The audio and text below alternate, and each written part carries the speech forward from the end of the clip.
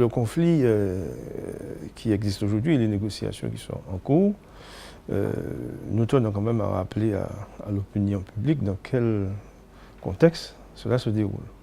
Parce qu'on pourrait croire que les entreprises concernées ont véritablement les moyens d'accéder à ces niveaux de salaire, alors que ce n'est pas la réalité du tout. Il faut rappeler simplement que nous avons passé des marchés avec une masse salariale bien déterminée, qui a suivi et qui suit son évolution, comme l'évolution du coût de la vie.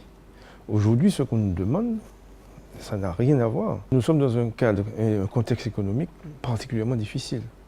Nous avons déjà une collectivité, le donneur d'ordre CACEM, qui nous demande de trouver 2 millions d'euros d'économie sur la DSP, sur la délégation de service public. Donc, nous ne sommes pas dans une situation de progrès. Nous sommes plutôt en récession. Deuxièmement, les objectifs de recettes commerciales que nous avions établis au moment de l'élaboration de l'offre n'est pas atteint. Nous ne l'avons jamais atteint depuis le début de la DSP. Là encore, ça prouve que nous sommes dans une situation économique difficile, puisque les gens ne voyagent pas autant qu'on l'avait supposé, et la vente des tickets n'est pas à hauteur de nos prévisions. Nous avons passé 12 heures de négociation hier, qui s'est soldé sur un échec.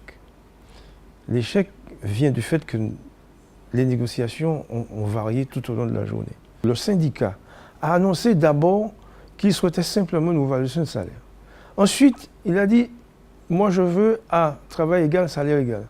Et aujourd'hui, on se rend compte, en analysant bien les choses, c'est qu'on va nous imposer une grille de salaire qui sera supérieure à la grille pratiquée à la société CFTU. C'est tout simplement inadmissible. La question qu'on est en train de se poser aujourd'hui, et que tout citoyen est en droit de se poser, c'est quelle est la volonté vraiment de ce syndicat-là.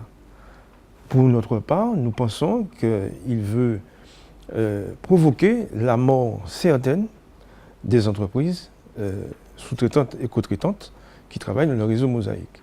C'est la question qu'il faut se poser.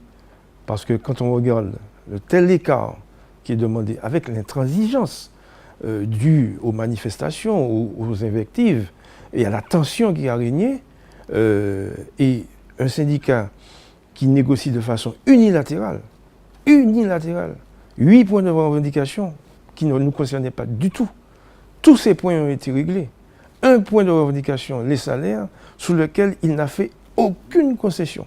Il a été au-delà de ce qu'il avait demandé au départ. Donc, posons-nous les bonnes questions et voyons avec qui nous avons affaire.